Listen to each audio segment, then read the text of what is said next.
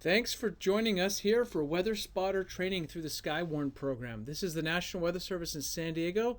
I'm Alex Tardy. I'll be guiding you through this training. When you're done, hopefully you'll become a weather expert. If not, you'll also be interested in becoming a weather spotter with the National Weather Service. Be sure to follow the links towards the end if you are interested in signing up. Thanks for tuning in. We want to thank all of our prior classes and outreach efforts. Every year, there are various Skywarn weather spotter training that occurs across Southern California, such as the photos shown here. A lot of this are our CERT groups, our radio, ham radio groups, and others that allow this to happen. We have a core group of county coordinators that you also should be familiar with as well, and they help host weather training across Southern California.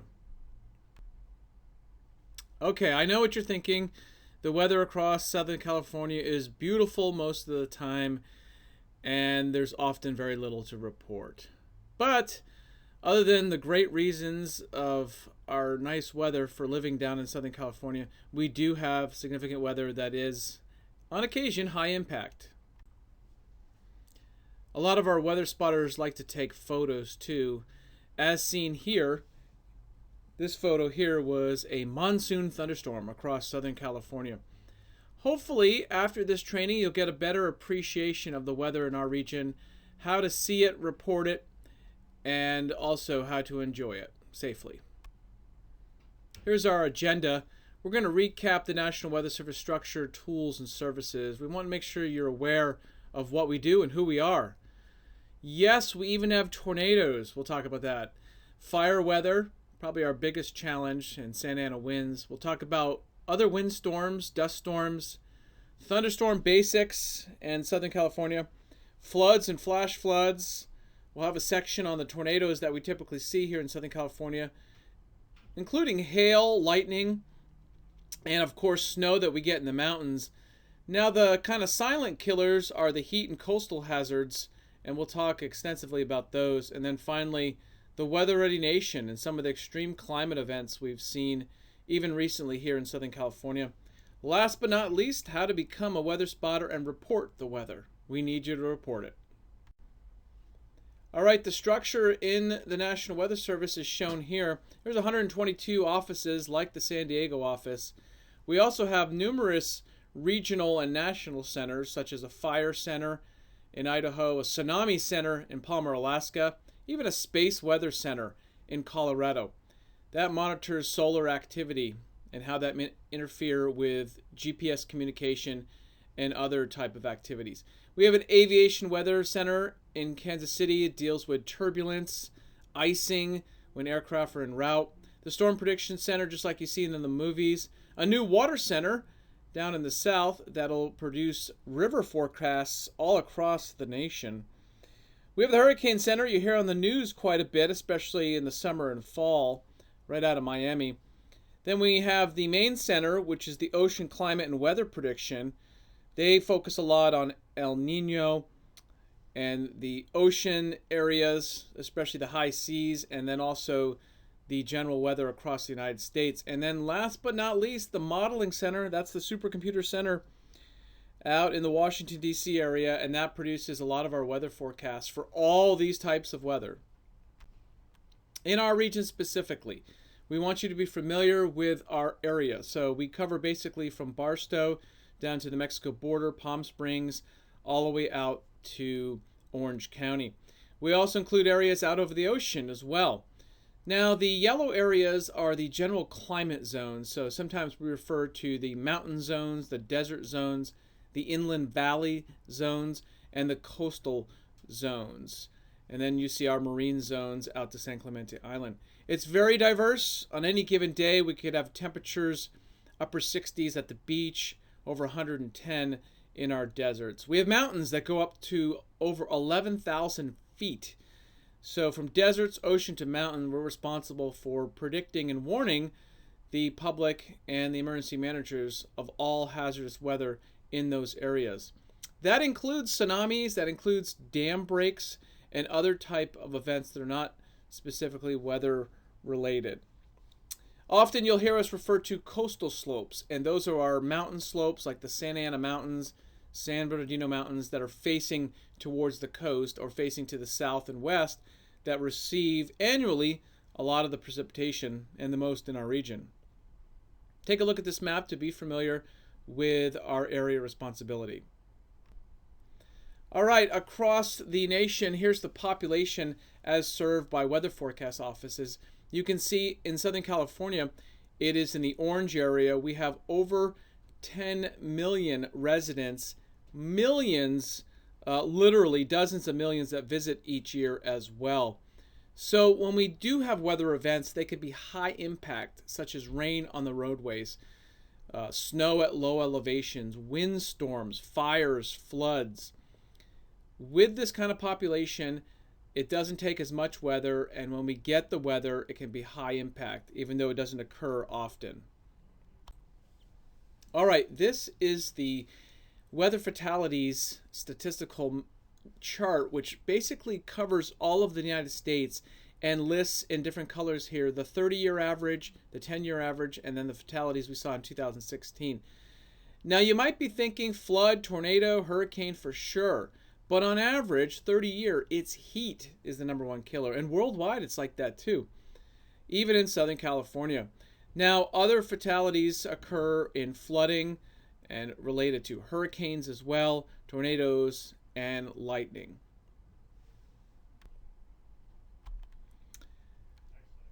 What are the top events across Southern California? Well, it's typically excessive heat, like we talked about before. It also can be winter storms. Wildfires can be deadly, not just for firefighters, but also for animals and for residents in Southern California. Rip currents can be very dangerous. We had 4 reported just in 2014 that were drownings. Landslides, high winds, and even thunderstorm winds. We had 2 in 2016 that were directly related to high winds, and there was thunderstorms going on. Also, lightning can be dangerous. What are the tools that we use at the National Weather Service? Well, they're changing every year, but we continue to use tools such as weather radar. Weather radar is critical to our mission of saving lives and property. We have an advanced weather workstation where we can pull in all the data and also send out warning information as shown here. We have automated weather stations at airports. We still launch weather balloons. We have satellites that look down on the earth 24/7. And we also have buoys that are out in the ocean monitoring conditions there, including tsunamis. Now, we spend a lot of our time collecting weather data. That is very important even before we make the forecasts. We provide up to 7-day digital forecasts, severe weather warnings that go to your TV or your phone. We provide aviation forecasts. Those are for the terminal forecasts such as Lindbergh Field or perhaps John Wayne Airport. We also provide river forecasts. Important to Southern California's fire weather forecasts, climate summaries that tell you what has happened in the past day, month, or the years. We also provide information talking about El Nino, La Nina, climate change. We provide specific forecasts for prescribed burns, hazmat situations, or even wildfires. And then lots of different other weather statements for the weather that's kind of in between. Our mission is to save lives, property, and promote the economy. Here's what our operations floor looks like. We have windows, so we look out the window and can see the weather. Sometimes we have a very good view, like of the thunderstorms, as shown here. Now, during active weather, we'll have several meteorologists at our office. We'll have situational displays showing what's going on, including local media coverage, as well as web cameras that we can gather across all of Southern California. We'll call out to weather spotters like hopefully yourself and see what's going on with weather on the ground, and we'll analyze radar, satellite, model data continuously 24/7 to issue accurate weather forecasts and, most importantly, weather warnings. The core of our mission is protecting lives and property through various products such as outlooks, watches, warnings, and advisories. Please take a moment to look at all the different categories here so that you better understand the different levels, starting with outlook, then going with a watch, and going all the way down to the imminent warning or likely of severe weather. There's the level of advisory, which is below the warning, and then there's the difference between the long fused and the short fused warnings as described here. Take a look at these, as these are important products to better understand. All right, you made it to your first quiz. Here's the question. The National Weather Service primary mission is to choose the best answer, compete with the weather enterprise, issue the best forecast, operate weather stations, or protect lives and property with weather hazard information. It's actually the bottom one, protect lives and property. Believe it or not, we only own and operate about 14 weather stations at the major airports. Everyone wants to issue the best forecasts and compete with the weather enterprise. Well, no, we actually work with the weather enterprise with sharing information that's valuable to protecting lives and property. All right, here are some of the tools I want to talk about that we use. Satellites are a very important tool for weather forecasting and warning. We have what's called the microwave satellite or the imager, and these microwave satellites can actually see through the clouds and see moisture in the tropics or in the poles or lack of moisture. So very powerful tools like shown here. Now, the traditional satellite imagery from GOES, geostationary orbiting satellite, is shown here. This is an example of water vapor. The nice thing about water vapor is it can see the upper part of the atmosphere, and not just clouds or rain. It can see motion and circulation, so we can track storms around. When you use this type of data, you got to know what you're looking at, and this is the type of data that is very sensitive to moisture or temperature contrasts in the upper levels of the atmosphere, and very useful for tracking individual storms even before they produce rain and clouds. Now we also have the infrared satellite, and that's useful for detecting areas of heavy rain or snow, or where storms are intensifying. You see those bright colors? Well, the color doesn't really matter. You can have any enhancement that you choose, and you'll see lots of different ones on the internet. But for meteorologists, that tells us those are areas where there's lots of ice or storms penetrating deep in the atmosphere, and likely heavy rain and snow developing or already occurring, even down in the tropics. Now, the traditional satellite that you must be most used to is the visible. This would be like if you're on a spaceship looking down. Here we're looking on Southern California. We can see some tropical remnants moving into the Baja. We don't see any marine layer. We see some clouds, maybe even some showers stacked up in the mountains as the winds are coming down from the northeast around that tropical system. Visible satellite imagery, very useful for detecting thunderstorms, marine layer, and other type of clouds, including wave clouds and other type of action that is occurring as weather systems move through. Now, we still launch a weather balloon in Miramar, and here is an image of that. The weather balloon is launched every day, twice a day, 365 days of the year, and it's also coordinated with other locations all across the United States. So this weather balloon data gives us a quick snapshot of what the atmosphere looks like all the way up to about 80,000 feet.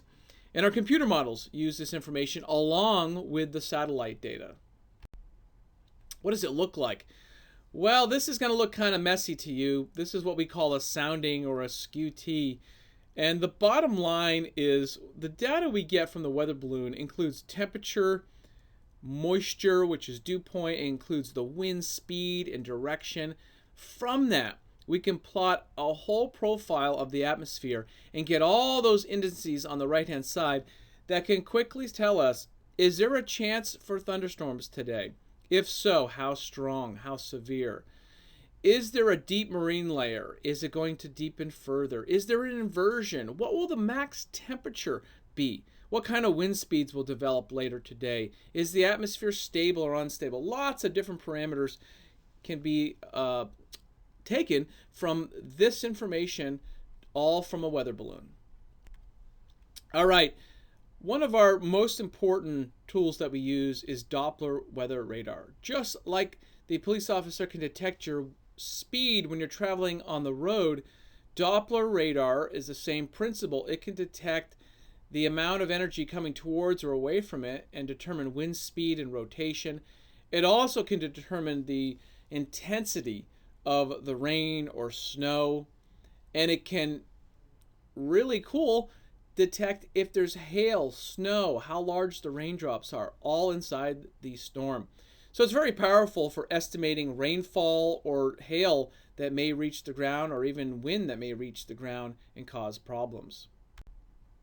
Now, current technology is using dual polarization, and basically that can detect in the cloud the type of particles there, the hydrometeors. Is it a hailstone, rain, or snow? Very important, because if you don't know that, well, other than it coming down and hitting you, you also can over or estimate the precipitation. As you can see here, when the radar beam goes out, it will be cutting through snow potentially, then it might be going through rain, then it might be going through a mixture. So it all depends on what it's slicing as it scans the atmosphere. Now there are some problems. As you can see, there's severe beam blockage from the radar. So the radar hits the mountain terrain or buildings that can be completely blocked. The other issue is the beam keeps getting higher and higher. See on the image to the lower right? So when you get further away from the radar, you can miss some of the low elevation. And that's where weather spotters come in handy, letting us know when the beam gets too high, they can report the weather underneath it and help us out. So beam blockage and the distance factor as the beam gets further away from the radar are real problems, and we need weather spotters' help for that. Weather radar has other issues too. Here's a list of a few. So we have anomalous propagation, which is basically false echoes, and it's most pronounced at night when the beam gets trapped under an inversion, when the Earth is cooling off. We have other echoes like ground clutter shown in the middle screen there. And that can be mountains, buildings, things that don't move, and they're always on the radar. And we also have objects such as chaff, as shown in the left, where it's neither. It's not anomalous propagation, it's not rain, it's not beam blockage. It's a real echo, but it's not precipitation, and the radar is sensitive enough to pick it up. Here are some examples here. Now, sometimes it looks like rain, and we see it reported a lot of times even on TV. A trained meteorologist should be able to tell, is it rain? They can look at the height of it, how tall in the atmosphere it's extending to. Is there clear skies on the satellite? It can be deceiving though when the rain or the false echoes mix in together, and it can be hard to tell. Here's a complicated example of where actual real rainfall is moving into around San Diego, and there is a report indicated on this map here of rain reaching the ground. However, mixed in with all the actual rain echoes is chaff, as you can see north and west of San Diego. We have various tools that will help identify the depth of these returns as well as the type of hydrometeor, whether it's actual rain or snow or hail or other types of false echoes. Here we can compare weather radar along with satellite data. On the left-hand side, it's indicating some echoes west of San Diego. They're actually the ocean surface where the beam is trapped, and we can see that it's indicating false echoes on the top. And the satellite data also indicates that there's only some high clouds around. Now on the right-hand side is an even more extreme example. Looks like a line of heavy showers approaching San Diego, but in reality, the clouds on the left-hand side are coming off of the islands perpendicular to the radar, and so you can see the clouds clearly don't match up with the radar returns. Weather radar, as implied by the word Doppler, is also very good at detecting wind direction and wind speed, particles moving towards and away. Here is a look at a wind profile as picked up from the weather radar, showing all the different levels up in the atmosphere of the current wind speeds. All right, we have weather stations across Southern California and everywhere in the United States for that matter. We have a map you can get off of our weather.gov San Diego page, and it plots all the different weather stations. Now, as I mentioned before, We only operate about 14 weather stations. Those are our key climate stations, such as San Diego Lindbergh Field, or Carlsbad Airport, or Riverside, or Palm Springs, for example. All these other weather stations we pull in, they're private networks or they're other government agencies. Nonetheless, they're very valuable for monitoring the weather in real time. You can plot the temperature, wind speed, humidity. You can see small little boundaries or maybe even terrain effects that are going on in real time.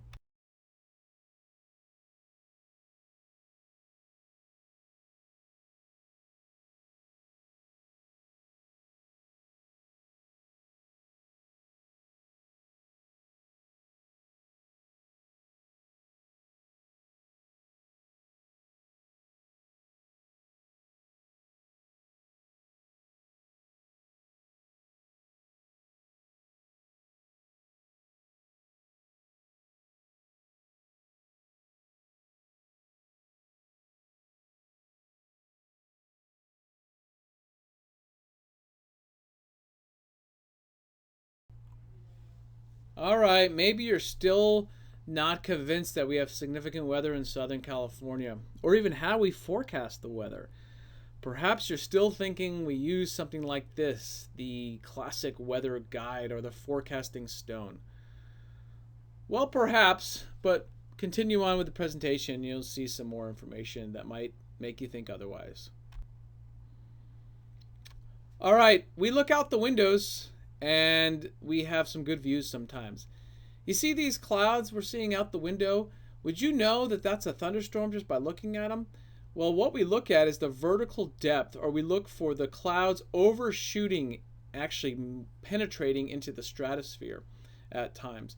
And this is one clue we can use for detecting thunderstorms or heavy rain or severe weather. So you might be thinking now, as a weather spotter, you can go out and chase the storms and get the best picture. Here is a radar image, and all those red dots are actually storm chasers revealing their location. This is exactly what we do not want you to do: get in harm's way or go out and chase storms. So the weather spotter programming is not chasing storms as shown here. Very dangerous. All right, but what if there's no weather to report? What do? Do you just take a picture of the sunset or the sunrise, or go to the beach perhaps? Well, here I want to talk about a serious event that occurred in Southern California just a few years ago and did a lot of damage, as you see listed here. In fact, it looks like it's the most costliest tornado in California history. It basically took a path across the deserts out in the Coachella Valley, starting near the Salton Sea, and knocked down hundreds of power lines, and those were major transmission lines as well. When we went out and did a storm survey, we were able to find damage, and thanks to emergency management out there, we even saw a vehicle that was flipped up by the tornado. This can help us determine how strong or how damaging those winds were.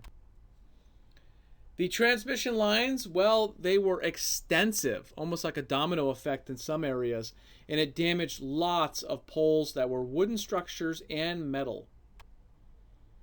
You can see here the damage was in more than one area of that region, and a lot of those poles had to be replaced immediately if the material was available to get electricity going again in that region. We saw metal, we saw tops of poles that were snapped in half. So the National Weather Service, for every tornado, wind damage, or flash flood event, we typically go out and do a survey. That way we know what the actual damage was, and we can relate that to our warnings and weather forecasts to improve them. It was a pretty remarkable event. There was even some damage to homes. There was power lines and poles snapped like toothpicks, as shown in these pictures here. And some areas reported up to 100 poles damage. Now, severe weather can look like this on the left-hand side. Believe it or not, that was the actual storm in the lower left-hand side. The lower left-hand side was a thunderstorm near sunset, and it was miles away from that view, but underneath and on radar was a serious, intense storm, as shown on the right. One of our weather spotters in Anza-Borrega took this photo, dramatic photo of this massive thunderstorm or cumulonimbus producing a tornado. What did it look like on radar? Well, on radar, we use different radars to get a different viewing angle. Remember, the distance from the radar can be very important, as we talked about prior. And we also issue thunderstorm warnings, as shown here, which are polygons that are drawn around the area where we think the most damage from wind, hail, or even tornadoes would occur. Now, what kind of weather was going on that day? Believe it or not, just before this thunderstorm occurred, temperatures were getting up to around 108, 109 in multiple locations. And we had moisture. We had what we call dew point temperatures that were up in the 50s and 60s. So we had a lot of potential energy for this thunderstorm that eventually developed. How tall was the storm? Well, I mentioned we look at these storms and they can be penetrating into the stratosphere. This storm was measured over 50,000 feet in the atmosphere. That's pretty high when you start measuring it. Lightning? Well, we can do real-time lightning detection, and as shown on this map here, all those strikes were where there were positive or negative strikes that were either hitting the ground or in the cloud total. So we can measure both, as shown on here.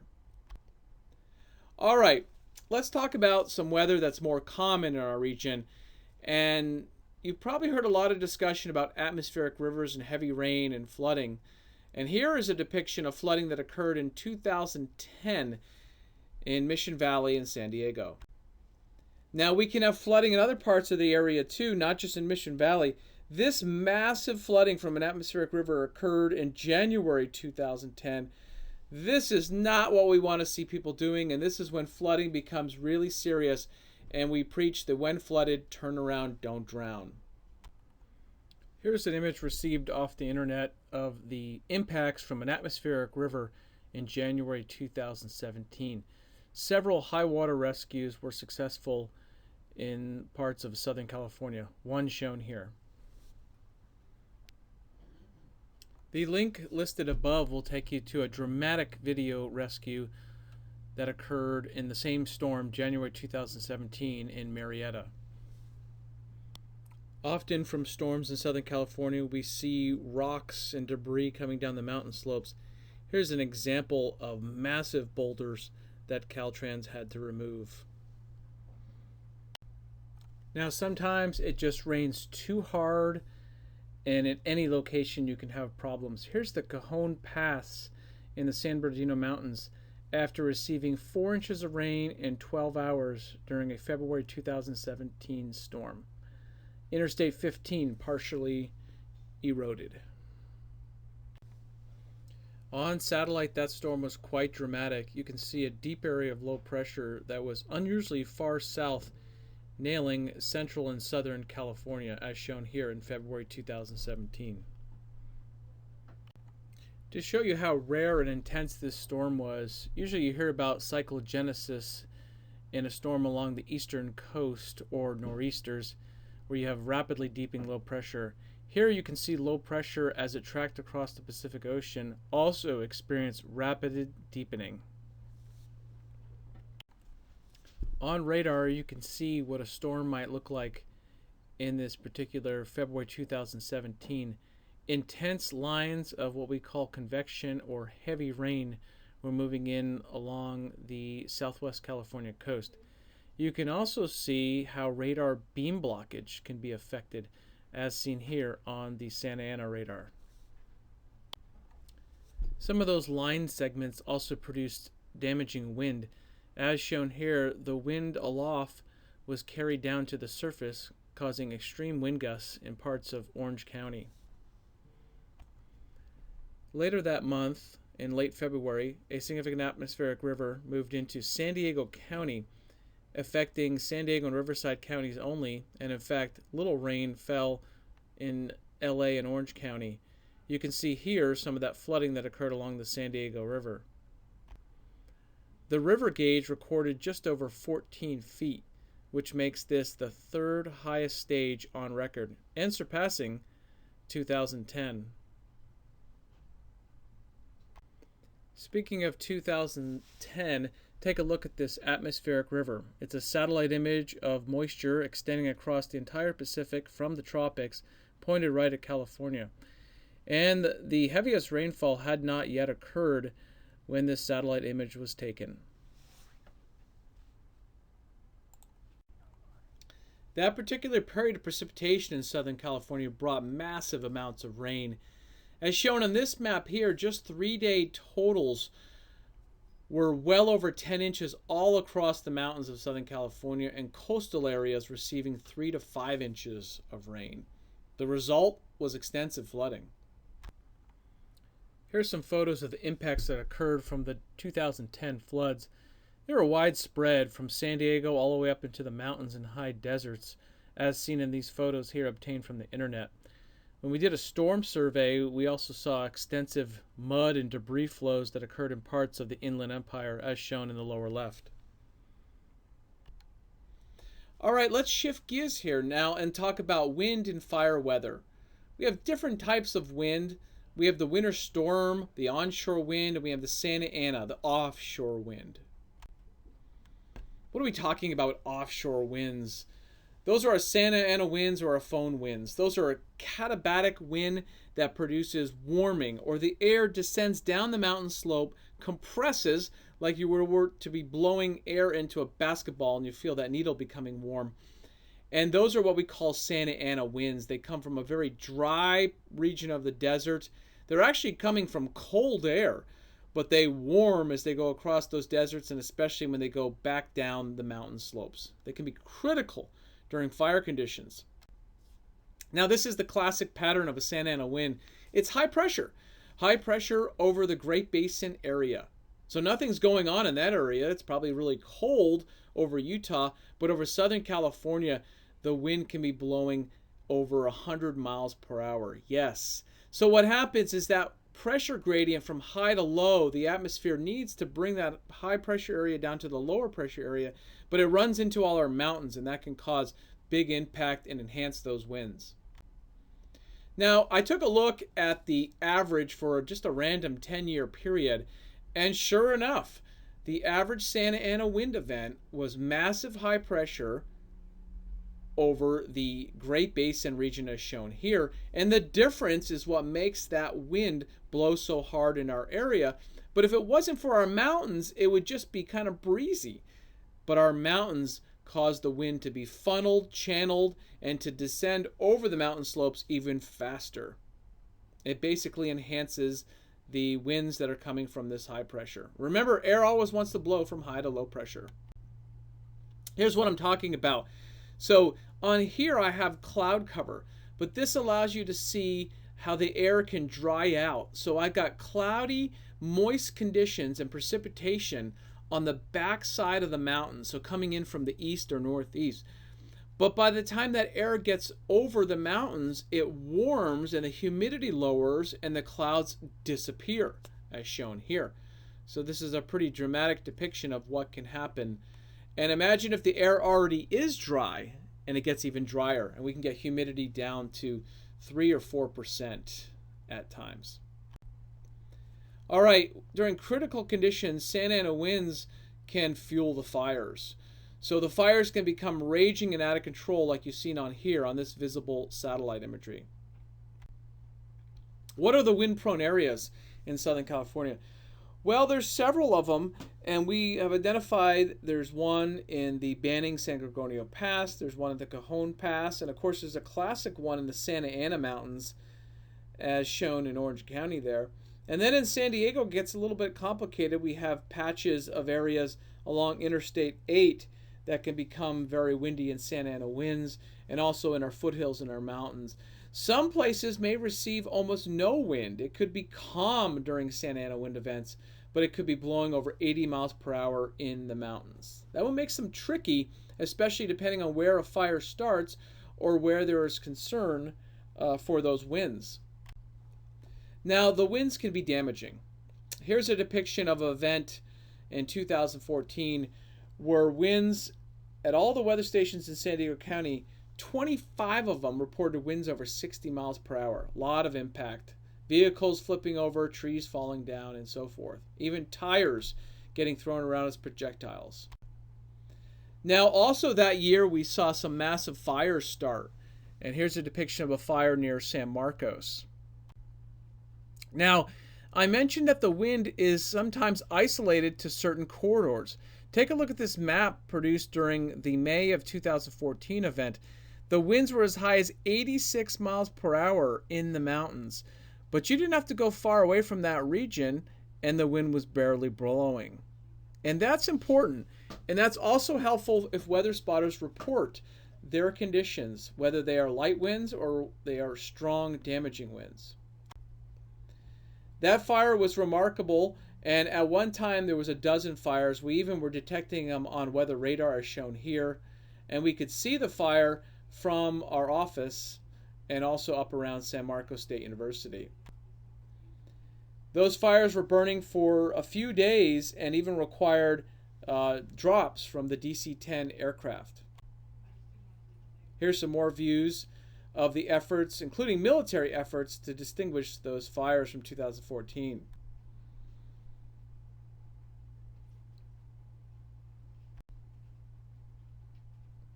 Now again, at one point, there were up to a dozen fires occurring at one time during that critical Santa Ana wind event of May 2014. What was going on? Well, after looking at the data and the burn scar areas, we saw that conditions, even though they were May, they were at record levels, record dry levels. Basically, we had conditions or fuel moistures in May that were closer to as if it was September. So the energy release or the potential burning power of the fuel was as if it was September. That was pretty remarkable, and it was only May. There's some more imagery that we surveyed some of the burn scar areas. Fires across Southern California can occur at any time, and our fire season is typically known as October, November, but we can see them in the spring. We can see them in the winter as well. Now, can Santa Ana winds do other type of damage besides fires? Yes. Santa Ana winds can be very destructive, like you see here in December of 2011.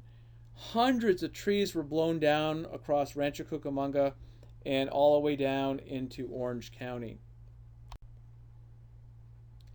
Now, the National Weather Service has incident meteorologists, and those meteorologists can be deployed to these fires.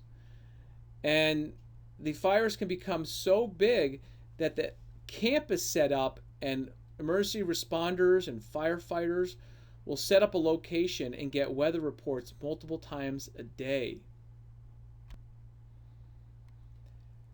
Now, a couple years ago, we had a fire in Southern California that burned in critically low humidity. Humidity that was around 2 to 4%. But here's the problem.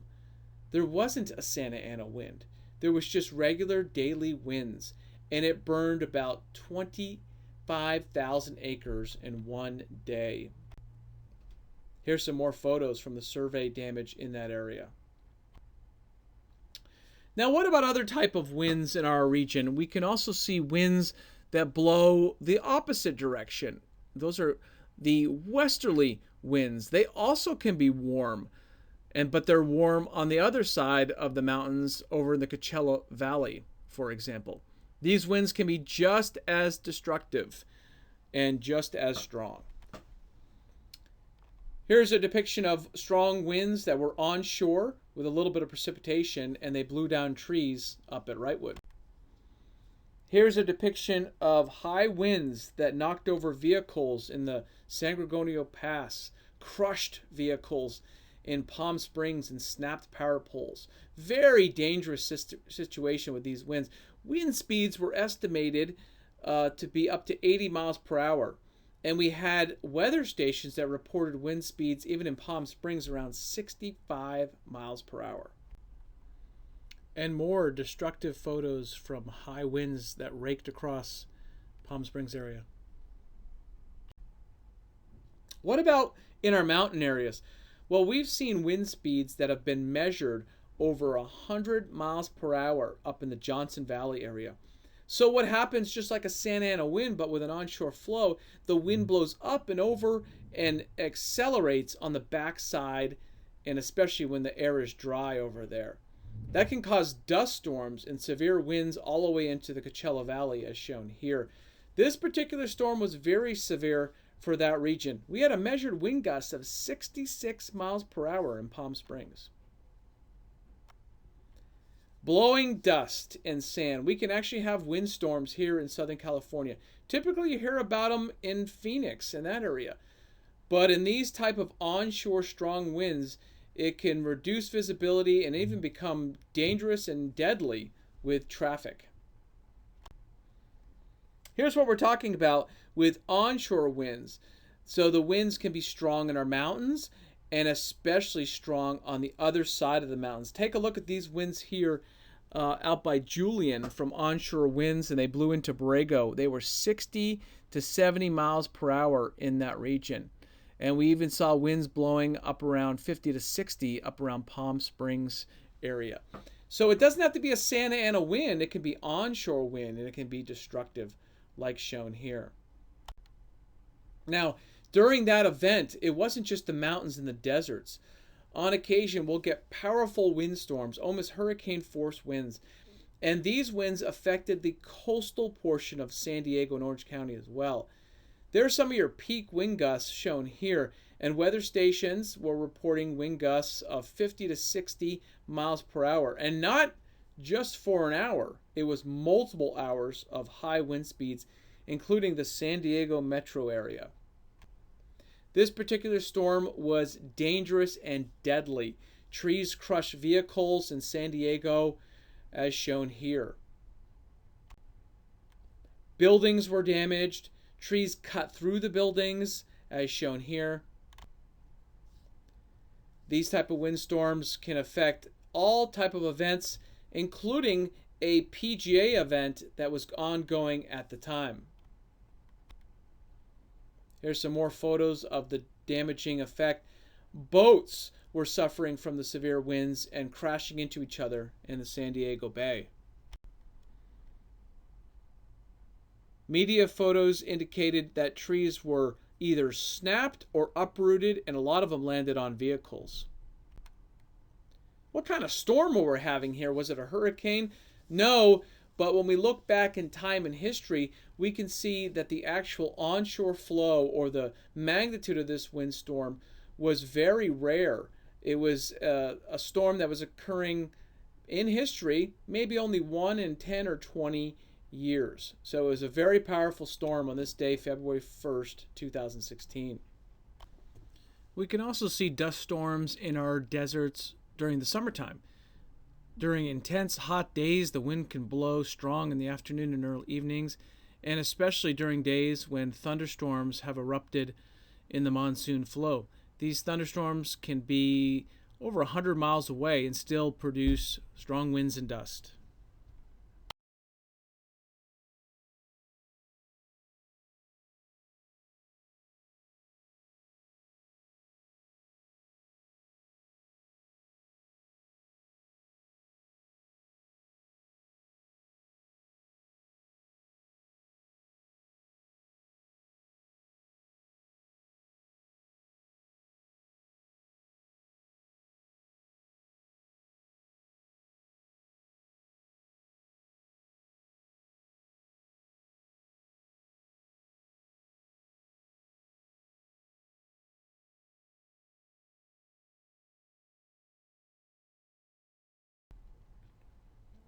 All right, your favorite topic probably, thunderstorms.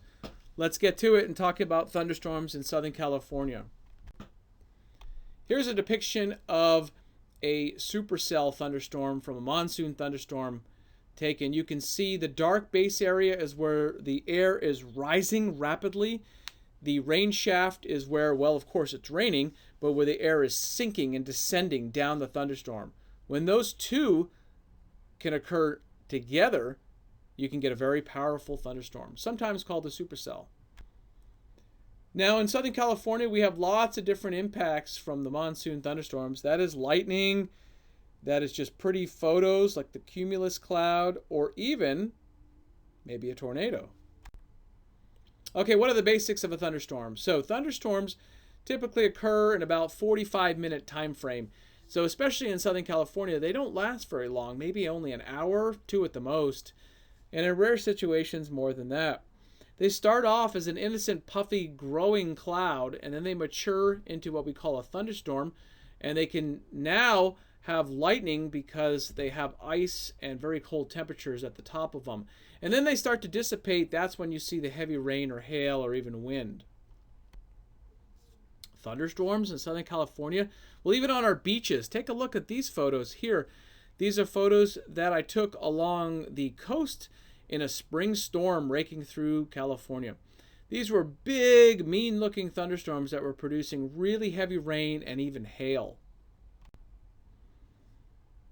From far away, I want you to get used to looking at a thunderstorm because you can actually see the top of it there, what we call the anvil, where it's loaded with ice. You can actually see the rain shaft. You can see the updraft where the cloud is growing. Now, how about comparing it with weather radar? Well, on radar and on your view. So I took a picture of the thunderstorm above, and then I looked at the radar, and you can see, without training your eye, you may not know that very heavy rain or even a lightning are occurring under that cloud in the distance. But on radar, it confirms that it was. If you happen to have access to satellite, that can be very helpful as well, as shown here. You can see severe clear conditions along the coast of California on this August day with massive thunderstorms brewing in what we call the monsoon flow over the San Diego and Riverside Mountains. Now, remember I showed you photos before viewing from our office? Well, this particular storm here was dropping large hail over nickel size on Interstate 8. How did we know?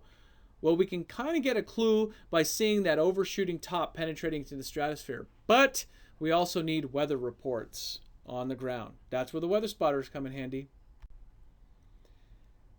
Viewing thunderstorms can be fun, especially at a safe distance. Here I'm looking at a thunderstorm that was producing 60-mile-per-hour winds near Campo on that lower part of the screen. The thunderstorm on the top screen was producing hail up in the Riverside Mountains. Now, what about other type of thunderstorms? We see thunderstorms that occur in the winter and the summer, typically over the mountains. They might move down into the valleys. We can, on occasion, have elevated thunderstorms which are occurring above any location, including a marine layer like shown here. So typically, marine layers are stable, not good for thunderstorms. In this case, the thunderstorm is above it. On our weather balloon, we can prove that by seeing that there's a real stable layer below and deep moisture above it. Now again, understanding this type of chart takes us about 6 months when training to be a meteorologist, but it's a very powerful tool for understanding what's going on or what will happen.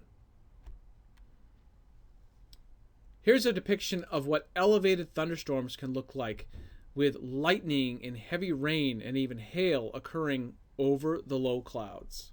It can be very dangerous because you may not be able to see them from your viewing angle.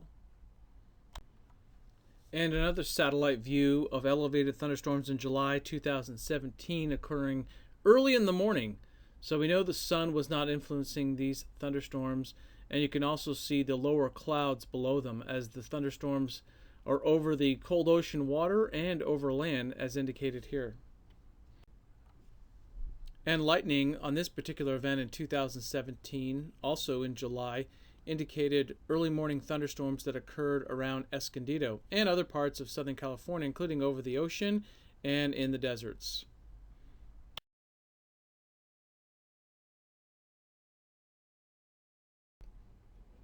How do I anticipate thunderstorms? All right, we're going to go into a little bit more advanced depiction of storms in California. All right, this map here, you may need to pause your screen and take a close look. But we have what is called convergent zones across Southern California. They actually occur almost every day in the mountains as the sun rises and the air starts to rise and it gets to the top and collides into itself, and that can create thermals. Also, in the valleys, the wind will come in off the cooler ocean, come in through the passes like Highway 91 or Interstate 15 near Fallbrook, and it'll collide in that region. And that occurs almost every day. That's the Elsinore convergence area shown on this map. But we also have convergence zones that occur down around Interstate 8, up in the Cajon Pass, and even up in the Victorville area. Now, depending on the wind flow is very important. So in the upper part of the atmosphere, not at the ground level, but where that moisture is being transported, like in the monsoon flow, can make a big difference on where those storms form, whether they form on the west side, the crest, or the east side. And then the other important thing is the instability in the moisture. If you don't have enough of that monsoon moisture or enough instability, and it's not just temperature that controls instability, it's moisture that controls the instability. You need to be able to reach a certain level. We call that a level of free convection. It's a fancy word for the bottom of where the air becomes buoyant and will just take off on its own and become a shower or thunderstorm. But in order to get to that level, you need to have the air collide and rise. So in traffic, the traffic will just collide and won't rise. But since the atmosphere is a fluid, when it collides, it's not going to go into the earth, it's going to rise up. And that's the start of the mechanism, assuming you have enough moisture and instability to get those storms. What does it look like on a satellite? Well, on the satellite, you can see on this particular day, the storms were forming all along the axis of the mountains, okay? That was where the air was rising from the deserts and rising from the valleys and colliding thanks to our friend the sun. Now, what did it look like on a weather balloon? Well, on the weather balloon, we could see we had southerly or southeasterly flow that was bringing up that monsoon moisture. And in the middle of the profile, on a much more advanced lesson, it takes us about 6 months to learn this in meteorology school. You can also see the instability in moisture that was critical for actually developing thunderstorms. Let's take a look at what I'm talking about. You might want to play this a few times, but during the day, when conditions are right with moisture and instability, and you have air rising up from both sides of the mountain slopes and colliding near the top, and remember, if the wind up the airplanes fly is coming in from the east, those storms are going to blow to the west.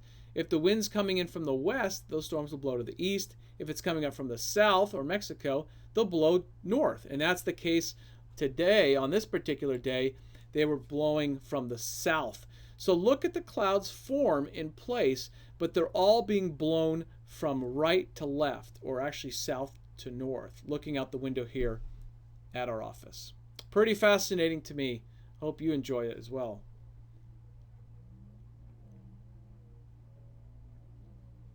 At the very end, you can see some of those clouds never reached that level of free convection and they dissipated. And only a few pockets of those clouds actually penetrated through the atmosphere, like right there. And we had some heavy rain and lightning. And another one. But look at all the smaller ones at the bottom of your screen or on the left-hand side. They were not able to reach that level. It's kind of a competition for the air parcels rising. All right, what can be some impacts from thunderstorms? Well, for aviation and for wind damage, we call those microbursts, and they can be dry or they can be wet. But the wind can come down like a large water balloon crashing on the earth and spreading out rapidly. You can have wind speeds, yes, over 100 miles per hour and not be a tornado. That's important. A lot of times we get reports of tornadoes and we just assume it's a tornado because the wind's so strong. But actual thunderstorms can produce over 100 miles per hour without a tornado. What is a microburst? Well, shown here you can see the rain or a massive water balloon, if you will, coming down, hitting the earth and then spreading out. Winds can be as high as 100 miles per hour. Here's an example of what we talk about in the Elsinore convergence zone. Sometimes you hear about hot temperatures or very high humidity in this area. On this particular day, humidity was marginal as dew point temperatures were in the upper 40s and low 50s. Air temperatures did exceed 100 in a few locations as indicated here. More importantly, the airflow collided strong in this region, and due to the instability in the upper part of the atmosphere, explosive thunderstorms were able to develop. What happened that day? Well, those strong thunderstorms were short-lived, and we called them pulse thunderstorms, and they produced cloud wet microbursts. Strong, intense winds over 60 miles per hour all of a sudden crashed down in this location here, and numerous power poles were knocked over, as well as trees. A few years prior, a similar set of thunderstorms were produced in the Elsinore Convergence Zone, and these wet microbursts came crashing down in Wildemar and knocked over large trees that crushed a vehicle like shown here. These type of events can be very dangerous in this part of Riverside County. Now check out this thunderstorm, wet microburst that came crashing down in the city of Riverside. Be sure to check out the Press Enterprise video here and you won't be disappointed. In the high deserts, you can see microbursts from a distance at times, like shown here. That rain shaft is heavy rain, maybe even some hail, and likely high winds. Now, what does severe weather look like from the distance? Well, from Interstate 8, here is a massive thunderstorm over Mount Laguna. On occasion, these pulse monsoon thunderstorms that produce wind damage, heavy rain, and hail can also become supercells, as shown here. Now, the two supercells that formed this day did two different things. One of them produced flash flooding, as shown here in the dry Fish Creek area of Anza Borrego Park.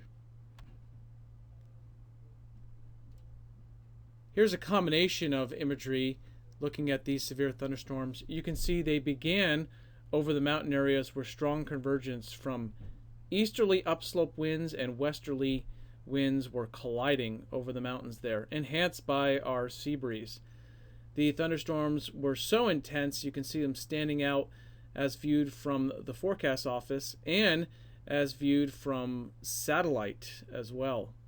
On radar, one storm merged into another storm, producing a supercell just northwest of Ocotillo. As usual, the National Weather Service does storm surveys after severe weather, like high winds and flooding. Here is the Fish Creek area in Anza Borrego after a massive flash flood moved through. After, you can see the debris flow and the watermarks as indicated in these photos. Sometimes we can capture thunderstorms even when we're in aircraft, as shown here. A safe distance away, but a massive cloud microburst is producing heavy rain over the alpine area. We mentioned we wanted you to be familiar with viewing thunderstorms from a distant, safe place. The best way to do that is to take a photo and then also to see what it looks like on weather radar. Here's a case of rapidly developing thunderstorms on a monsoon summer day in 2017. This particular storm was viewed from Carlsbad, but the storm is actually over the San Diego mountains. Here's a depiction of thunderstorms looking from the polo fields in Del Mar late in the afternoon. And in this particular case here in a thunderstorm, the view of the storm is perfect from a safe distance away in San Diego, and you can see the radar indicates that these storms are also building up along the crest of the San Diego mountains.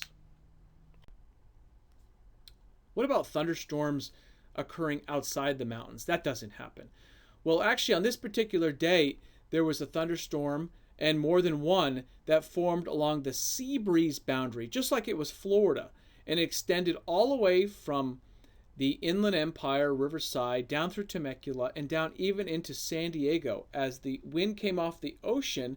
At the same time, we had a Santa Ana wind, or an easterly wind, coming in from the mountains, and the two collided. But the key here, we had a lot of tropical moisture brought up from remnants of a hurricane, so the atmosphere was juicy, ripe, ready to go.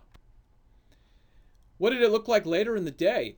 Well, those storms got explosive, and because the prevailing wind was east to west, like a Santa Ana windstorm, the storms actually moved into Orange County, and they moved right over San Diego, producing lots of damage, flipping over airplanes, breaking windows, and knocking down trees. Right here in San Diego. Here's a nice depiction of that thunderstorm at the end of the day. So these are special circumstances, but this is the type of weather that can occur in San Diego or other parts of Southern California, and not just in the mountains and deserts. The lightning on that day, as detected by the lightning network, clouds and cloud-to-ground lightning, was extensive. Look at all the lightning that raked across the Temecula area into Orange County, and then also in the San Diego area.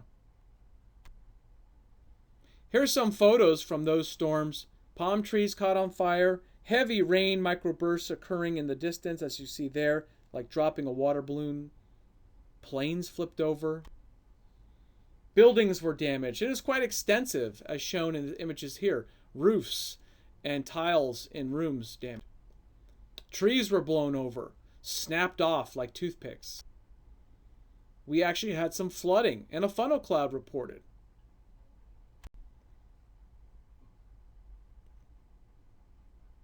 More photos of trees that were uprooted in the San Diego area. Now, sometimes in Southern California and even in coastal regions, we can see organized lines of thunderstorms as shown here. They can rake through like they do in other parts of the country, producing heavy rain, maybe even some hail, and damaging high winds. This particular storm came through with multiple lines of heavy rain and thunderstorms, and even some high winds during the late winter. Now in San Diego or in other parts of Southern California, can we see other types of thunderstorms? Shown here is a very intense storm that moved through in January 2016, and it looked like a bow echo, and that is an area of very heavy wind that moved through. Take a look at that red area and how it's arcing out as it moves through the region on this radar. Most of the damage that was occurred south of Poway, where many trees, as you'll see in the upcoming photos, were damaged. There was other parts of the region that had signs and trees knocked over from these powerful winds.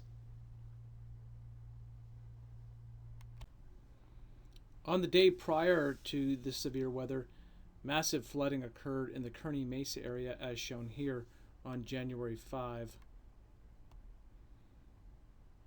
Here's an indication of some of the impact of that heavy rain that fell in a very short period of time on January 5th.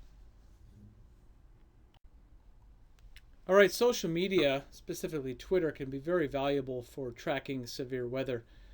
You can share information on there as well. Here's a photo of a tweet of dangerous flooding in the Claremont area during that storm. Trees were damaged up in Vista. Looked like a tornado, but it was straight line wind. Some more photos from the damage survey that was completed. Further south, Sabre Springs, not too far from the National Weather Service office, a tornado warning was actually issued at this location. The survey, however, indicated that it was straight line winds, but still devastating over 65 miles per hour, with dozens of trees knocked over. If you were caught out in a storm like this, it could be deadly. Trees were downed on cars and even snapped fences, as shown here. Even knocking over a motorcycle, as shown here. Fortunately, in this event, no one was reported injured, though there was considerable damage to this community. Now, at the end of the day, it can produce some really nice conditions as well. When the storms move out, we can get rainbows, as shown here. Now, too much rain in Metro San Diego can result in flooding in the Mission Valley, as shown here.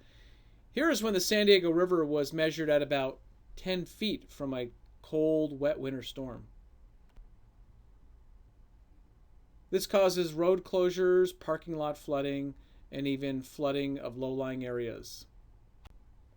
All right, here's something we need to talk about seriously is flooding and flash flooding, and what's the difference? So flash flooding tends to be a rush of high, fast-moving water, typically less than 6 hours, and can be very dangerous and deadly. Whereas flooding typically can be slower rising and filling into low-lying areas. They both have impact.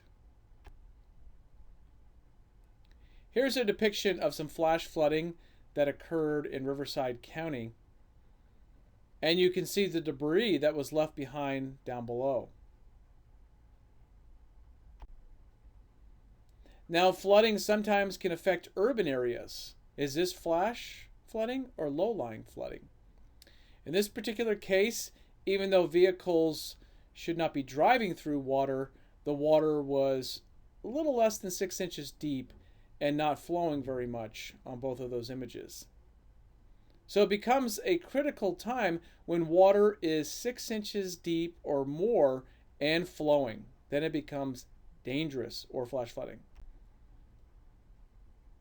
Here's a depiction of the storms that were producing that heavy rain at Lake Elsinore.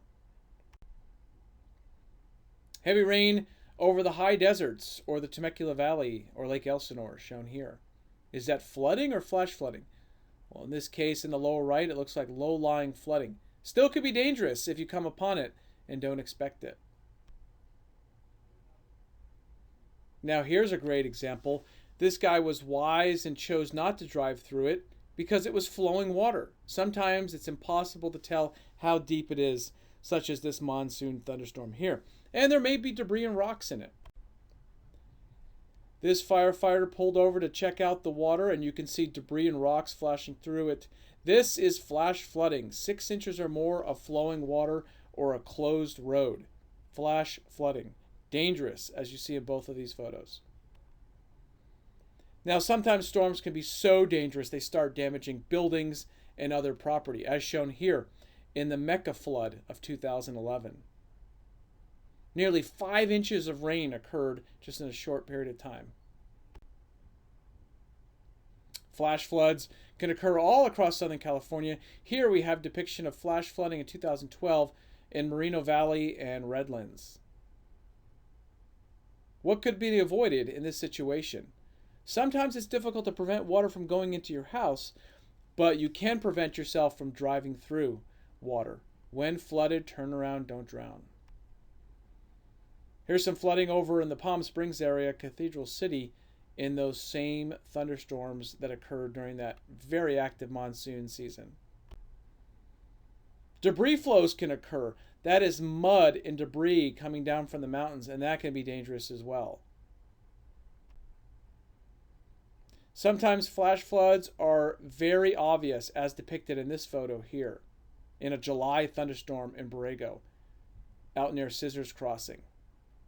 Definitely do not drive through water that is flowing, and you cannot tell how deep it is. Here's a depiction of flash flooding and debris flow up near the San Bernardino Mountains. The vehicle wisely stopped and did not cross. Chihuahua Valley on Highway 79. Again, flash flooding is 6 inches or more of flowing water. Now, you can't get out there and measure it. Typically, you can't tell how deep it is. And if it looks too deep and it's flowing, it's advised not to cross it. When flooded, turn around, don't drown. Here's some flash flooding that was reported up near Highway 79 with lots of debris and rock and mud near Warner Springs. Flooding that occurred around the San Diego Estates through low-lying areas and golf course during a very monsoon day. This is what it looked like on weather radar. Intense rain moving over the same area during afternoon monsoon thunderstorms with deep moisture. As this person found out, driving their Jeep through water that was just too deep. Now, we've had some historical, really massive floods in our mountain areas, such as Valley of the Falls. Here, not did it send just water, but it sent rocks, mud, debris tumbling down on that community. It was a very dangerous situation with roads turned into mud rivers from monsoon thunderstorms. Here's some buildings and structures that were taken out from massive boulders. Even guardrails that were moved like toys due to the debris flow. How high was the water? Well, when we went up to do a survey, we could see the water was taller than myself. It was up to 8 feet in places through that creek. And that was a deadly flash flood event. About 4 inches of rain in 2 hours. There's a vehicle that was found and another one that was found in that creek up near Mount Baldy. Media photos also told the story. A buried van from the mudslides in Forest Falls. Damaged roads in Indio. Now that same year, separate thunderstorms produced massive flooding in La Quinta in the lower deserts. Water was so deep with mud, it surrounded these communities. About 3 inches of rain occurred just in a couple hours. Water was all over the streets, closing roads and causing vehicles to be trapped. More images shown here across the high deserts, thanks to media reports. This is when regular flooding becomes flash flooding and dangerous. Now we saw some other storms out in that area that were up near the Palm Springs area, producing massive flows of mud and debris down onto roads. This also becomes dangerous as that debris flow is very unpredictable and impassable, as shown here by a vehicle trapped in the mud after the water receded. Now sometimes it's harder to tell.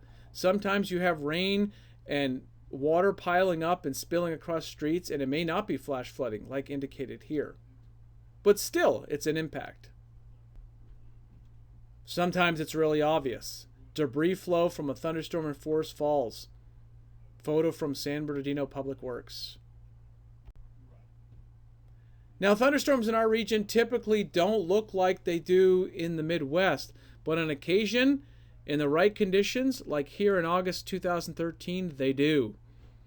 And we can get the same type of impacts. Large trees down, massive water building and flowing around metro areas. And even across the high deserts, as shown here. And the Inland Empire. Flooding can spread all the way across our deserts in some of these bigger events, take out roads, and make it impassable and dangerous. Now, what about what it looks like from the distance? Below is an important photo taken from the National Weather Service. That is something I want you to be able to identify as a massive thunderstorm. Now, on the other side of the mountains, in this particular case, the thunderstorm landed on a fire scar and produced massive debris flows, as shown here. Dirty, burn, stumps, branches, all the way down to Palm Springs. Not advisable driving through these type of debris flows. Again, the message with all this flash flooding is turn around, don't drown. You can see zoomed up here on this video was massive trunks and branches, all from 8,000 feet down into Palm Springs, thanks to a monsoon thunderstorm. Now, sometimes you don't have to have fire scars. Here is an example of a massive thunderstorm that occurred over Idlewild and sent rocks and debris covering vehicles. Now in the deserts, thunderstorms are more common, but still the impact can be high from those thunderstorms. Here is what it looked like on weather radar and what it would look like if you were in that location. Torrential rain coming down. More images. On the lower right, ask yourself, can you tell if that's 3 inches or 10 inches? Is the water moving or not? We advise everyone to turn around, don't drown. You typically can't tell. Flash flooding can occur in dry washes or alluvial fans like shown here. Here's a massive wave of mud and water rushing down from thunderstorms in the Anza Borrego area. The National Weather Service in San Diego actually produces flash flood potential forecasts.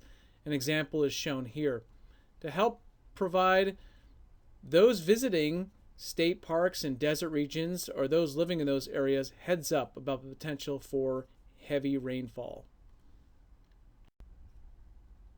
Here's a situation where this driver couldn't tell, and they ran into big problems from a thunderstorm over Moreno Valley area. This was a situation where rain in the fall was moving over the same location. We call that training. Same thing happened in San Diego, and these drivers couldn't tell. High water rescues occurred with this flash flooding. So we want you to know that flash flooding is not just in the summer, not just in the mountains and deserts. It's also in the valleys and can also occur in the winter. This situation here, too much heavy rain in the same location. San Diego International Airport received about 2 inches of rain around midnight, causing massive flooding on the San Diego River, as shown here. And high water rescues. People were unexpected, the rapid rising of that water. Communities were impacted down in Mission Hills, as shown here. Apartments, cars submerged in water. Here's an example of flooding that can occur from thunderstorms in the middle of winter in December. Along the top screen is Highway 91, where too much rain literally brought down part of that mountain and covered the road. Flooding can occur in low-lying areas like here up in San Marcos.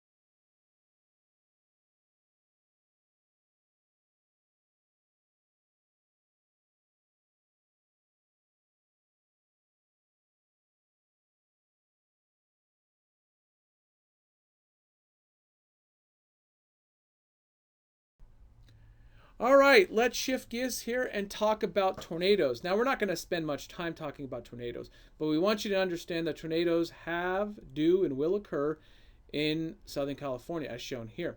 Each time there's a tornado, we must go out and survey the damage. That's important. As weather spotters, if a tornado is suspected, you must contact the National Weather Service so we can go out there and survey it. I showed you slides in the beginning of this presentation and training that covered a significant tornado in Palm Springs. All right, in California, remember, we get big thunderstorms, we get lightning, we get hail, we get flooding, we even get tornadoes. All right, would you be able to tell if this is a tornado or dust devil? In Southern California, on sunny days or even cloudy days, we can get dust devils. This image here shows that the base of the storm may not have been attached to the actual dust devil. And this is where it gets tricky with reporting across Southern California. During a spotter training class, I was able to witness this cloud and this dust devil completely separate from the two, but it did appear that the thunderstorm was trying to draw that dust devil towards it in the high deserts. But I would not call it a tornado.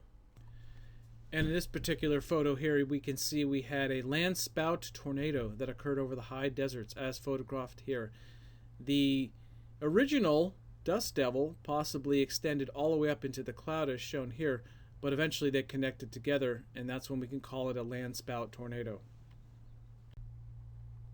Here are some more photos across the Inland Empire where you can see the base of the cloud and what we call a land spout or a land tornado was extending up into the cloud. Now, would you be able to tell if it was the tornado on the left or the actual microburst on the right that produced this wind damage? Well, when we surveyed the area, it's important to note that all of the trees and the power lines were all laying down in one direction. Still high impact, estimated wind speeds of over 65 miles per hour. It's always important to report a suspected tornado or any type of wind damage to the National Weather Service. Is this a tornado over the ocean? Is that a tornado on the right? Sometimes it looks like it and can even look like a funnel cloud, but your eyes can deceive you. And to further look at these clouds, the storm was not rotating and the low clouds were not connected to the ground.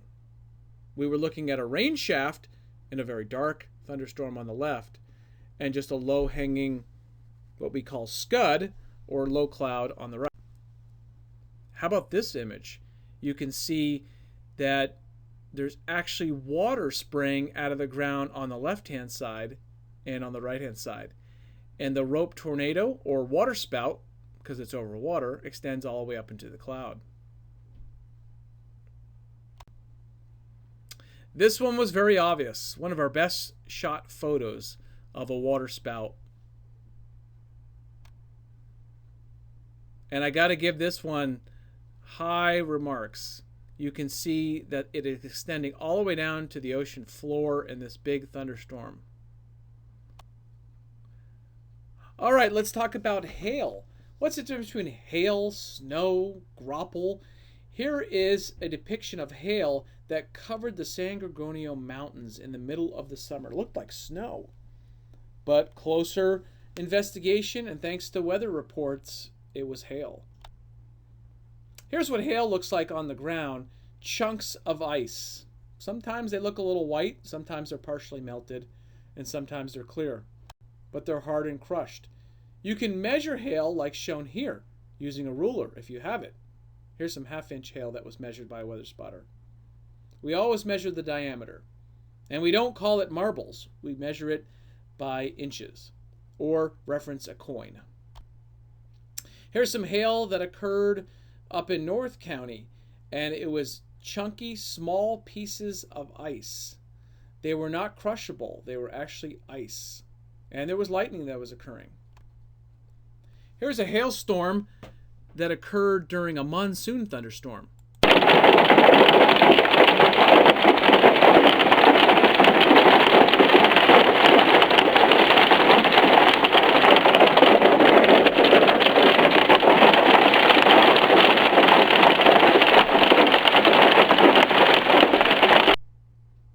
What did that look like on weather radar? Well, you can see here it was an intense area of reflectivity, but most of the area in Southern California wasn't experiencing any rain or thunderstorms. Talk about being in the wrong place. Hail can accumulate. Here's someone measuring hail on the left-hand side. Here's someone's tomatoes in Big Bear getting pummeled by hail. Monsoon thunderstorms can produce high winds, heavy rain, and even hail in Southern California. Now, how do you tell if it's hail or if it's something else? Well, this is one thing that's often reported incorrectly. So on the upper left-hand side is graupel or snow pellets. Typically, they occur along a cold front with cold winter storms in our mountain areas. You can see it's all white. It's actually snow that's partially melted. If you were to squeeze it, it would pop like styrofoam. On the upper right is actually hail. Those are similar white, but they're smooth, partially melted, and there's chunks of ice. They don't pop. Now, on the bottom screen, you can see there's what we call ice pellets or sleet. We don't get much of that in Southern California. It is actually a raindrop that's refrozen, okay? And on the lower right, we occasionally get snow grains, which is not a raindrop that's refrozen, but it's basically drizzle or really tiny particles that have frozen in the cloud and they come down as snow grains. So all these different types are different. You can use coins to reference how big they are, but you need to remember as a weather spotter, the difference between hail on the upper right, sleet or ice pellets, which we don't get much of, snow grains on the lower right, and graupel, which is commonly reported as hail, but typically it is from heavy showers in the mountain areas and it's actually snow. They can produce hail, like shown here in Orange County, or even in the mountains, hail covering the ground. All right, when you get hail, it's probably not best to measure it this way, nor is it best to measure rain. Nonetheless, a significant storm. Here's the hail in Orange County that was reported from a weather spotter in 2013. All right, different examples of hail here from weather spotters reporting it. Here's a remarkable weather event that occurred in 2014 with widespread hail and even fog that formed from the heavy rain and cold hail that covered the ground in the warm monsoon air mass. One of my favorites. This is what the clouds looked like on that particular day. Massive instability. Here's your atmospheric profile. Well, this takes a little bit of time to understand and learn, as we discussed before, but the instability was way up in the atmosphere. Check out this particular storm in 2017 that occurred late in the morning over Big Bear. So much hail fell that the road was temporarily closed with cars skidding out of control, as shown here. Now over San Diego, hail is less common, but thunderstorms do form often to our distance, as you see in this image here.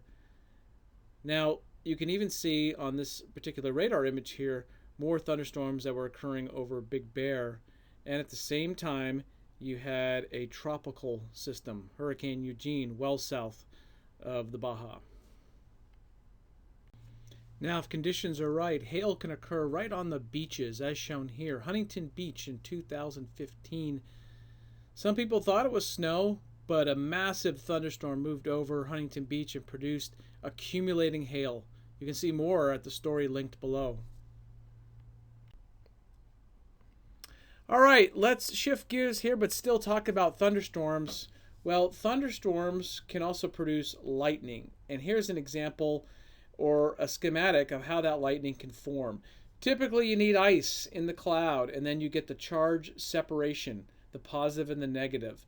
And what happens is that separation, or that buildup of charge in different parts of the cloud, can cause lightning within the cloud, and then more dangerous lightning that hits the earth, as shown here, where the negative particles in the cloud are attracted to some positive, or trees and poles and houses on the ground. You probably don't need me to tell you that lightning can be dangerous or deadly, as shown here, a palm tree in San Diego struck by lightning. Lightning can be dangerous. Here's a listing of statistics of lightning across the United States and the fatalities that have occurred from year to year. We can't get lightning in California, can we? Well, take a look at this event. Thousands of lightning strikes cloud the ground occurred in October 2016, even on coastal areas and valleys. Here's some proof and some photos of the dangerous lightning that occurred that day. Lightning can stretch across the sky, extend down and hit the ocean, or even objects. Our rule of thumb with lightning is if you hear thunder, you should go indoors. When you hear thunder, go indoors. The clues before that day was at sunset, the altocumulus instability. Lightning can occur near a power pole, near a house, near any standing object, as you see shown here in this remarkable lightning strike along the coast. Now, as we talked about earlier, lightning can be detected and shown on a map like this. On this particular day, we had hundreds of lightning strikes across the Inland Empire. Now, if you needed proof that lightning was hot, actually it's 5 times hotter than the surface of the sun, or dangerous, here it is. victim was a couple palm trees. Now, lightning is not common across Southern California, but you can see here, every year we do have lightning, especially in our mountain areas. It's quite concentrated. And that's typically during the monsoon. Now, I mentioned that you need ice. Can you detect ice in a cloud? Well, here you can see some glaciation occurring across the top of these thunderstorm heads. And sure enough, lightning did occur. Here's a depiction of lightning not caught on my iPhone camera, but by a professional, as shown here. And there's all different components of the lightning. You see those little branches that reach out. A lot of those are unsuccessful strikes or connections. And the one connection down below that was successful is shown. And that's what we typically see in the flash in our eyes. Now, statistically, lightning deaths, as shown here, are going down. And that's because we're telling everyone when thunder roars, go indoors. You can see it tends to be more males than females, however. Now, where does it usually happen? Typically, leisure activities, going outside, playing golf, recreating, or being in a parking lot. When thunder roars, go indoors. That's our message.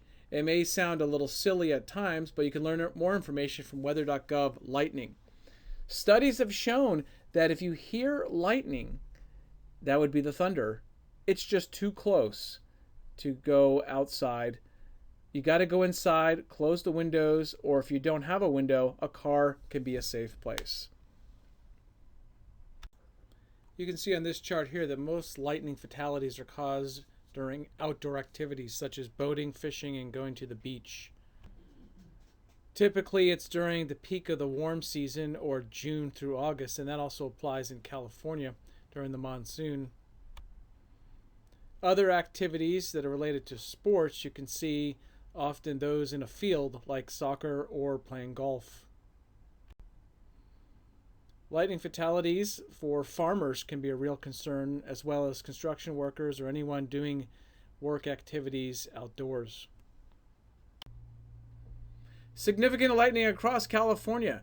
Take a look at this event here in June 2015. It caused beach closures even in San Diego. Here was the onset of the storms. They came in from the southeast during a monsoon event. The lightning was in these fast-moving thunderstorms, and look at the coverage of lightning across San Diego, Riverside, and Orange counties. These are cloud-to-ground lightning strikes. This radar loop here shows how quick some of those storms could be when they come up from the south in the monsoon flow.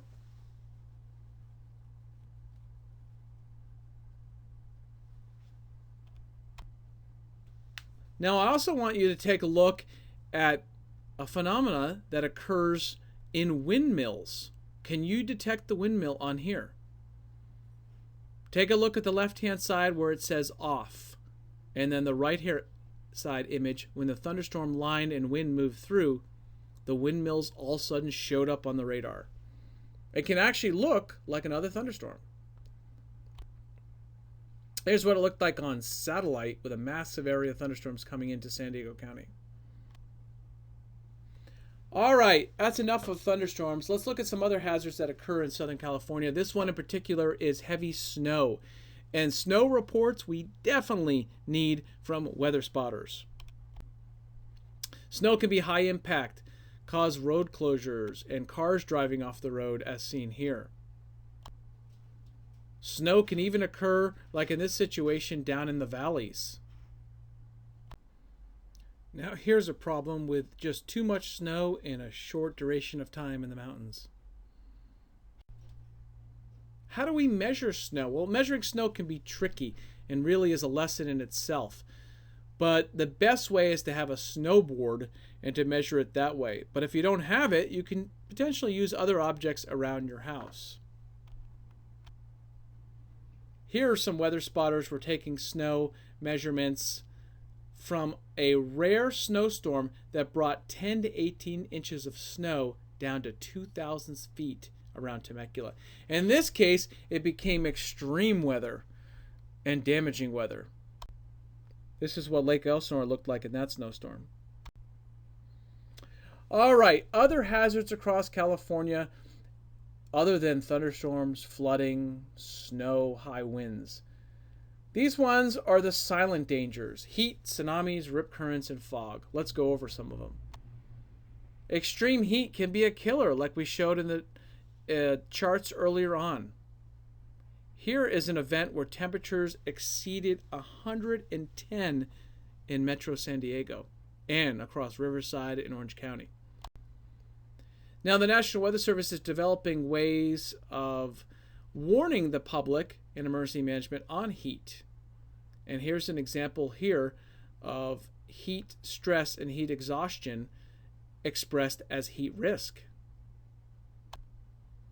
We also issue advisories and warnings. Remember, advisory is the lower level, warning the higher level. Temperatures across Southern California heat waves can look like this. Temperatures in parts of the coast can reach over 90 degrees. Inland areas over 100, desert areas over 110, like this particular heat wave, which set a record with one of the hottest temperatures recorded in our area, 124 at Ocotillo Wells. Now, the National Weather Service has developed, like mentioned earlier, heat risk potential.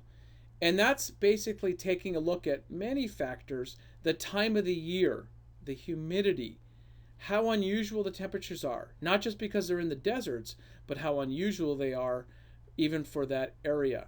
And we're putting a value on it as shown on the right-hand side, and that's called heat risk. In heat waves across California, we can have extreme temperatures across even the valleys and inland areas, as shown here, where temperatures can reach up around 110. Heat waves can extend all different times of the summer. This particular heat wave was dangerous in late August and early September. And it brought hot temperatures all the way down into the coastal areas in addition to the desert areas. We saw temperatures in Orange County go well over 100 degrees. How do you measure the temperature? Well, it can be a dangerous activity, but we also can use handheld instruments to measure how hot the temperatures are, like shown here. Temperatures can be recorded with handheld instruments, as shown in this image as well. Now, scientifically, we take the heat serious. And across the deserts and mountain areas, such as this example here, multiple temperature sensors are used to record temperature throughout the day. Remember from the earlier training that heat is high impact every year and on average. Now, here's another silent killer: tsunamis. Can they affect us here in Southern California? Well, you may be surprised. They have, they could, and they will.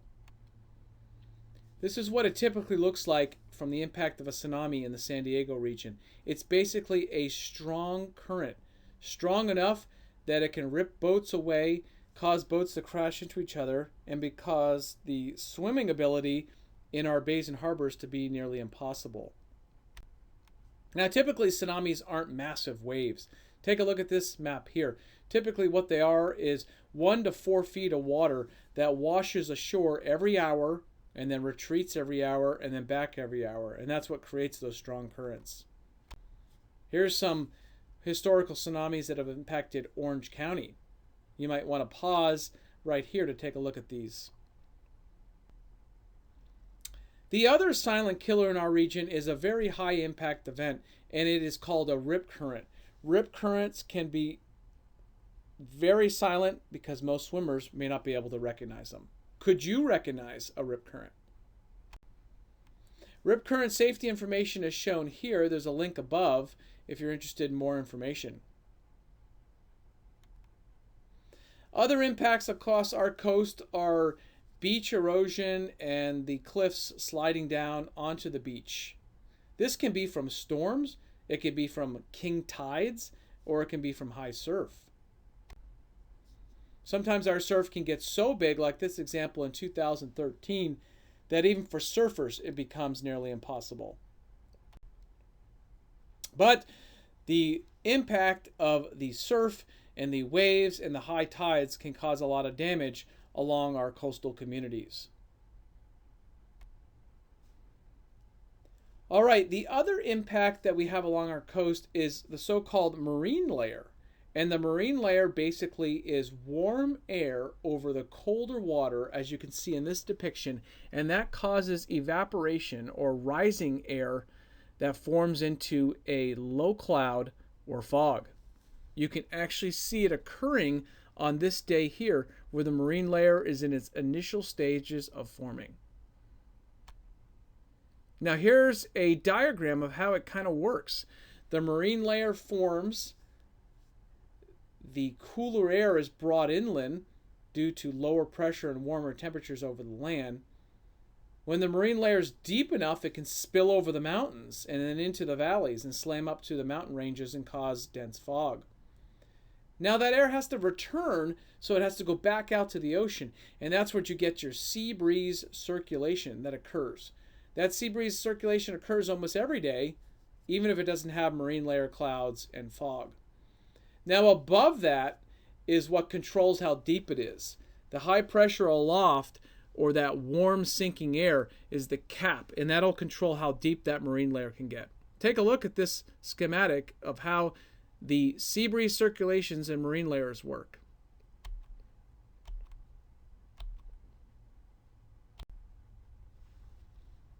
Now, depending on how deep that marine layer is, in terms of height, is all controlled by the warm and drier air aloft. But that deeper marine layer can spill inland all the way from the beaches into the valleys and coast and the valleys when that warmer air aloft becomes less warm or cooler. That can allow it to become very deep. Now this changes all the time along our coast. And as a weather spotter, you can report these conditions to us as fog or changes in the marine layer. Here's a look at what that marine layer looks like. If you were to stand above it, it's sunny, dry, and warm. This is a view from Catalina Island. But if you're down in it, it's cool, damp, and moist. Now, on average, across our coast, here's a depiction in San Diego of our cloudy days. Typically, we see our most cloudy days during storms, like in the winter season, December through February, or even into March or April. But we also have a period of May gray and June gloom, where we see a lot of cloudy days, and a lot of partly cloudy days, where it's cloudy in the morning and then it clears in the afternoon.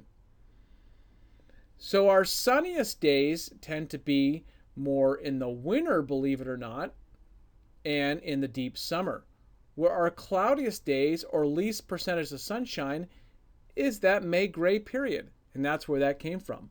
You can see 58% of sunshine typically occurs in the May-June time. That's when the ocean temperatures are coldest, but the atmosphere is heating up, creating that marine erosion. What does the marine layer look like on satellite? You can see when it's really deep, only maybe the mountain peaks will stick out, like shown here. The opposite is what we call reverse clearing, where we might have a storm system that moved through, and there's either marine air or storm moisture that's left behind, forming clouds when the sun shines on the earth. But over the ocean, because it's all disrupted and mixed out, we don't have that marine layer anymore. Marine layer can result in fog and dense fog, causing aviation and traffic problems in our area. Now, on average, the June gloom and the May gray is shown here. What typically happens is the marine layer becomes really active around May and lingers and peaks out in June and early July. And then by the time we get later in the summer, the drier, warmer air will take over, and we typically observe less cloud cover, especially during the morning hours. Other terms that we talk about with marine layer are eddies. Eddies can cause the marine layer to get real deep. They actually are a spin or a low pressure area caused by wind flow into the California Bight. and you can actually see them on satellite, like shown here. Looks like a little storm. Now we're getting near the end of all of our weather hazard types in Southern California, and believe it or not, we do get hurricanes, tropical cyclones. Here is a historical track of all those tropical systems that have reached our area. Typically, the water is too cold offshore. You need it over 80 degrees Fahrenheit, and the storms will rapidly weaken. But they do bring impacts to our region. Some of those impacts are listed here. Do you remember Hurricane Payne in 2016? Widespread rain in San Diego, Riverside County. How about Linda in 2015? Widespread heavy rain in September. What about Blanca or Dolores? Produced intense heavy rain and flash flooding in July and June of 2015. Norbert produced flash flooding in our deserts, and we showed some photos of that earlier. The moisture from it, that is. And then Hurricane Maria, depicted here, even though it stayed well offshore, it produced massive rip currents and flooding along our coast from the high surf and the high tide. So historically, these are two hurricanes that actually were able to sustain themselves and reach Southern California in recent memory. All right, you made it through. Now sign you up, you say. All right, but remember this, weather spotters must be safe when reporting weather. And it's a big difference from storm chasing. All right, there are ways to report the weather. Here are a list of them. As a weather spotter, you'll be given a 1-800 number. You can also go online, social media, email, and you can contact your county coordinator or ham radio operator. Okay, how do I find information about signing up? Well, first, you need to be familiar with our webpage, weather.gov. That's where you can find forecast, observation, climate information, and lots of information about advisories, warnings, and watches. Information that you learned on this training. How do I sign up? You go to the weather.gov San Diego. You look under local programs and you'll see a tab that says Spotter and Skywarn.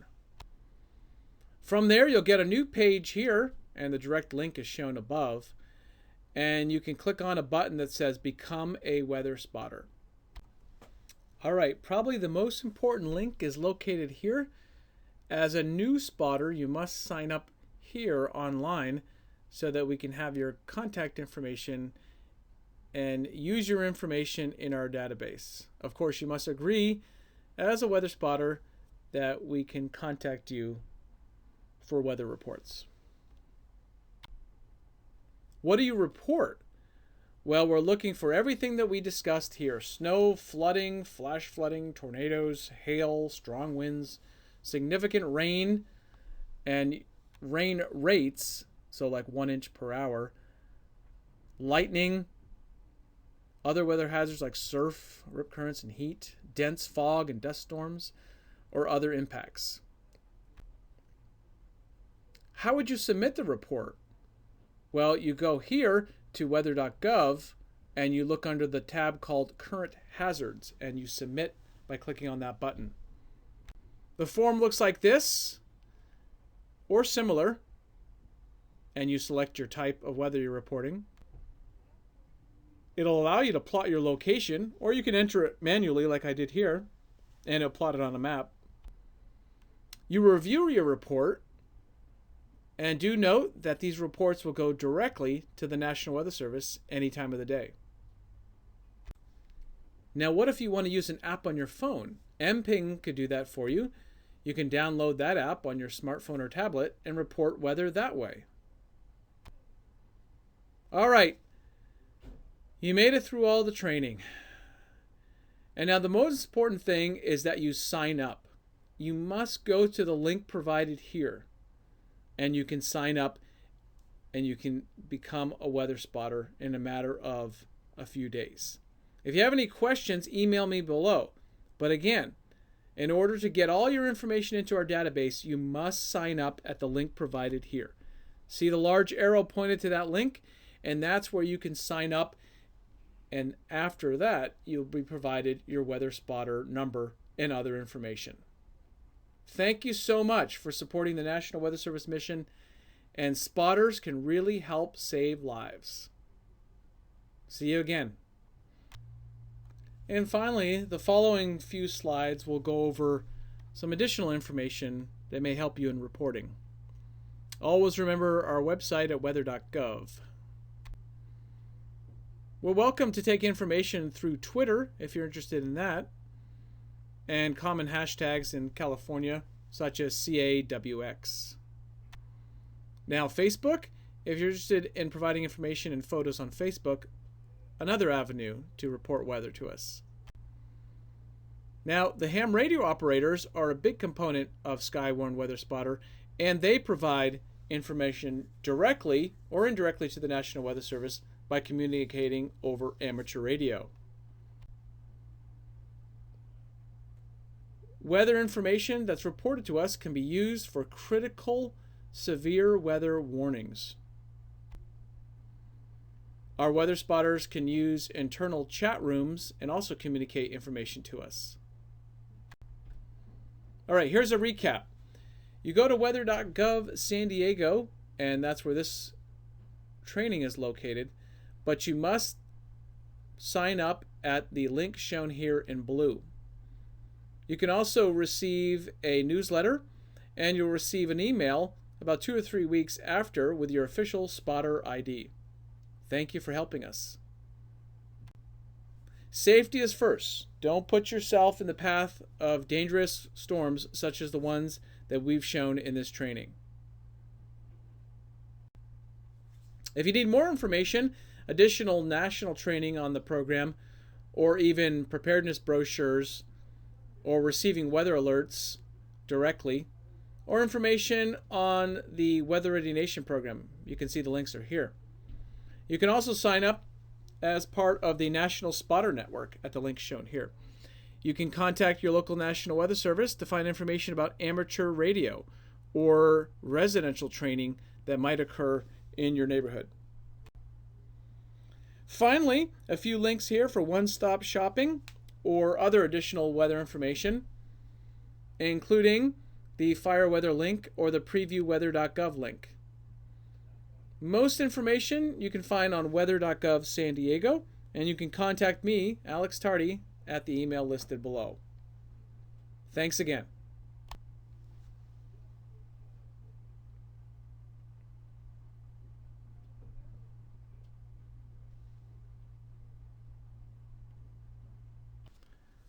Last but not least, we'll want to talk about the Weather Ready Nation and what that is about for protecting our nation against extreme weather hazards. We've seen some extreme weather in Southern California, all the way from flooding to fires to extreme drought and record-breaking warm temperatures. In particular, during the drought from 2013 and 16, we saw the warmest period on record for our region in Southern California. The drought itself was record-breaking, and tree rings indicate that this severe of a drought has not occurred since about 1400. Combine that drought with the record warmth, it made it a destructive, costly event for California. Now the trend in weather disasters continues to increase, whether they be flooding, drought, severe storms, hurricanes, or wildfires. Just in 2017, you can see the billion-dollar disasters are listed here. They include, of course, the 3 major hurricanes and also the wildfires of California. So the National Weather Service has begun over the past several years the Weather Ready Nation initiative. Here are some of the topics that it includes. Basically, impact decision support services and engaging with our partners, infusing the best science and technology, and delivering that message in innovative ways. We need to strengthen our partnerships so that our core partners are able to protect the citizens of the United States from all different types of weather hazards. The Weather Ready Nation ambassadors include all different levels. It could be private sector, it could be government, academia, businesses, nonprofit groups. All these groups are part of our way of getting the weather message out to the public and to the residents of the United States. National Weather Service continues to lead the way in outreach efforts. Some of those are the Turn Around, Don't Drown, When Thunder Roars, Go Indoors campaigns. And here in Southern California, we've even held weather fests at the San Diego office. We've had numerous signs installed across the region for Turn Around, Don't Drown and for tsunami and rip current kiosks. Relationships are very important to us, and here's an example of a relationship out in the Coachella Valley. We work very closely with our core partners such as firefighters, law enforcement, transportation, emergency services. As shown here, those officials in the National Weather Service sending the message out about hazardous weather potential in Southern California. We also provide specific decision support services as shown here to our core partners. We provide numerous talks across Southern California every year, ranging from drought, temperature, to El Nino, La Nina, severe weather, winter storms, winds, and Santa Anas, and often large attendance as shown in these images. We provide outreach to the public, such as here at Weather Day at Petco Park with CBS 8 and the Padres. At the National Weather Service in San Diego, we're proud to have hosted 2 weather fests that took place right in our own parking lot. Several hundred public attended each event. We're also providing free information to our beaches to protect from the hazards of rip currents and even tsunamis, as shown in these signs.